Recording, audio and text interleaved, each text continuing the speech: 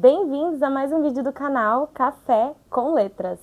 Hoje eu vou fazer a resenha do livro Assistente do Vilão, mas antes de começar, deixe o seu like e se inscreva no canal. E se você não me segue nas redes sociais, eu vou deixar o link aqui embaixo na descrição.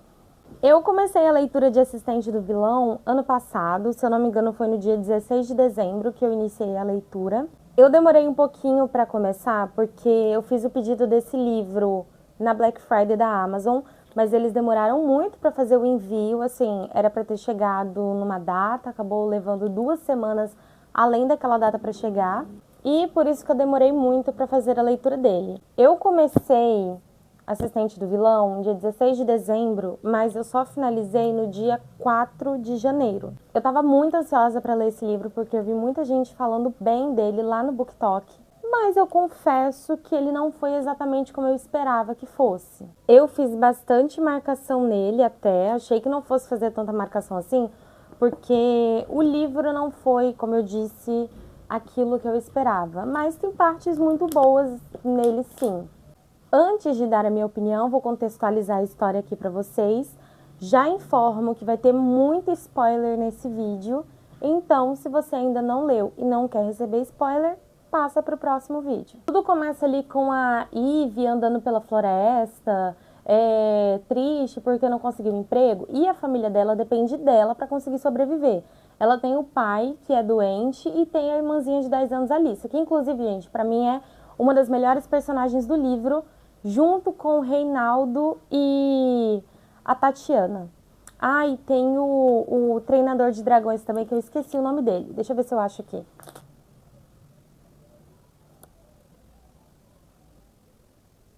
A few moments later. Blade. O nome dele é Blade.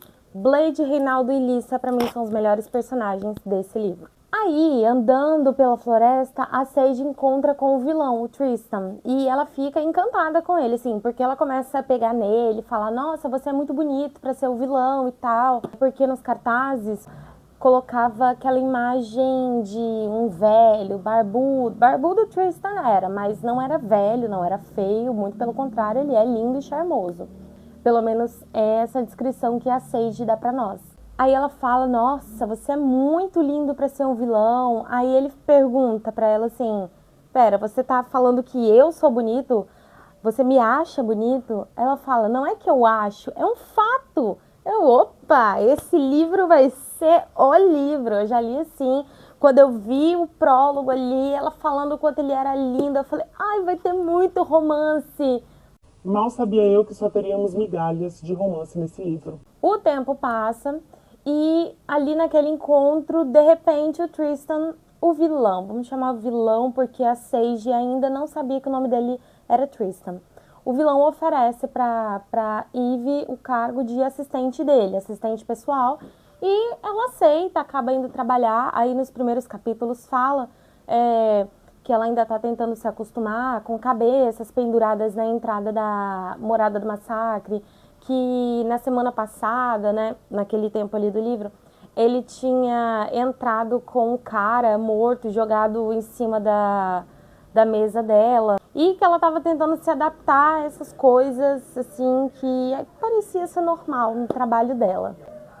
O tempo vai passando, a relação dos dois vai estreitando, o Tristan continua com aquela postura ali de vilãozão e tal, mas a Ivy, ela é toda legalzinha, menininha e tal. E eu gosto muito da Ivy, eu acho ela uma personagem extremamente carismática e ela conseguiu amolecer o vilão, sabe? Uma coisa que me incomodou é que no prólogo fala que o Tristan é um vilão impiedoso, que as pessoas têm muito medo dele, então você fica esperando assim um vilãozão, um cara durão, fica esperando um enemy to lovers, porque inicialmente é isso que o livro faz parecer que ele vai te entregar, mas não é isso que ele te entrega. Conforme o tempo vai passando, você vai percebendo que existem outros vilões muito maiores do que o próprio vilão. Para mim, que li a história, enxergo o Rei Benedict como mais vilão do que o próprio vilão. Parece que existe aí um bololô entre eles, mas que a gente só descobre se lê o segundo livro, porque no primeiro não explicou nada com nada do que aconteceu entre os dois, né? Aí, adiantando logo a história, porque o livro tem 505 páginas, 503, 512, nem sei. O livro tem 507 páginas e ele enrola demais em coisas que não tem a necessidade de enrolar. O romance é slow burn, que é uma coisa que eu não gosto. Eu não gosto de slow burn. Eu gosto de ler o livro e, assim, no máximo, capítulo 7, o casal já tá ali totalmente envolvido um com o outro. Não que tenha acontecido alguma coisa, mas que pelo menos os seus sentimentos já tenham sido aflorados. E esse livro tem 60 capítulos de pura enrolação. O livro, no início, é bom, no meio é morno, te faz ter vontade de desistir da leitura, e lá pro finalzinho ele volta a ficar interessante, que é quando a Sage descobre que quem estava traindo o vilão, porque envolve uma traição, né, traição de confiança, porque o vilão precisa manter a sua identidade ali escondida das pessoas, ele se esconde do rei Benedict, porque é um querendo caçar o outro, e parece que uma das pessoas, um dos seus funcionários, estão traindo a sua confiança. Mas aí que está o plot, que é muito bom, inclusive. O traidor é o pai da Ivy Sage. A Ivy tinha um caderninho onde ela anotava tudo, como entrar na Morada do Massacre, tudo que ela fazia durante o dia, o caminho, enfim. Ela anotava absolutamente tudo. E o pai da Ivy deu para ela uma tinta, que é uma tinta azul mágica, que tudo que a pessoa escreve com aquela tinta, ele consegue ler. Não sei de onde, não consegui entender direito como é que funciona isso, mas ele conseguia ler tudo que a Ivy escrevia no caderno. Então era assim que o rei Benedict conseguia saber, colher informações, porque o pai da Ivy era um cavaleiro do rei. E tem uma coisa que me pegou muito, que eu sinceramente não esperava que um livro como esse, porque o livro ele é muito divertido, ele é um livro com cara de história da Disney. Eu não esperava que ele fosse abordar o tema de um homem tentar pegar uma mulher à força. No final, quando tem esse plot, quando ela descobre que o traidor é o pai dela, ele comenta sobre uma situação que a Ivy viveu com o seu antigo chefe, o Otto alguma coisa lá, o ferreiro, enfim, que ele tentou pegar a Ivy à força. E nisso ela descobre que o pai dela pagou, na verdade pagou não, ele recebeu do Otto uma graninha, porque o Otto queria umas noites com a Sage. Só que o pai dela já estava planejando casá-la com esse homem. Eu achei isso um pouco pesado, assim, pesado para a história, porque esse tipo de coisa é comum de se ver em séries, em filmes, novelas, livros, mas por esse livro ser muito historinha da Disney, eu não imaginei que fosse abordar esse tema. Eu não estava planejando ler o segundo livro, mas esse aqui, o primeiro, termina com um gancho muito grande para o segundo. E eu gostei do final, embora o meio, assim, o caminho do início até o final tenha sido muito morno, eu amei o final. Ele foi muito bem construído, ele foi muito bem escrito, aquele gancho para um segundo livro foi muito bem pensado, ficou muito bom. Há muito tempo eu não li um livro com um final, com cara de final, mas com cara de final que tem continuação.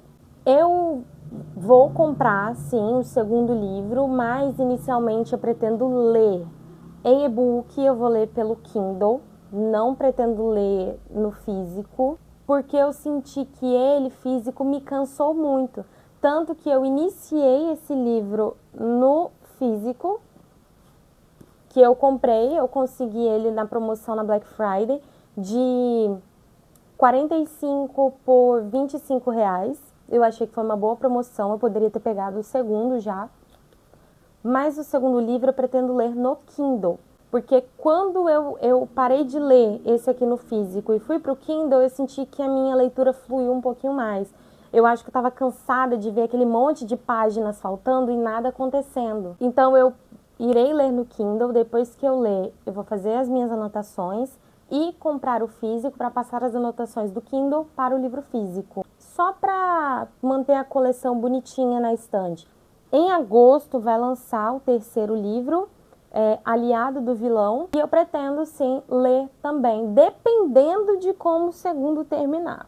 Parece que a autora já falou, não sei se já foi confirmado ou não, que vai ter um quarto livro também dentro do mesmo universo, mas não necessariamente será sobre a Ivy e o Tristan. Eu falei lá no início que eu não gosto de slow burn.